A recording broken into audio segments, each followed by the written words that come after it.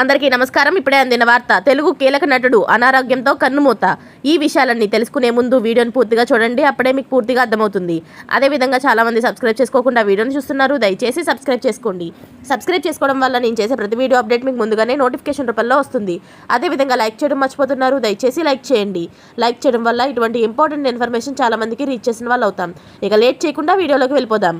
సినీ పరిశ్రమ విషాదాలు వెంటాడుతూనే ఉన్నాయి. పాపులర్ నటులు, దర్శకులు, టెక్నీషియన్లు లేదా సినిమా వాళ్ళు, ఫ్యామిలీకి చెందినవారు ఇలా ఎవరో ఒకరు మరణిస్తున్న సందర్భాలు చూస్తూనే ఉన్నాం. తెలుగు అనే కాదు, పక్క రాష్ట్రాల్లోని సినీ ప్రముఖులు కూడా మరణిస్తున్న సందర్భాలు చూస్తున్నాం. ఇటీవల కోలీవుడ్ సీనియర్ నటుడు ఢిల్లీ గణేష్, నిర్మాత కోలీవుడ్ సీనియర్ నటుడైన ఢిల్లీ గణేష్ వంటి వారు మరణించారు.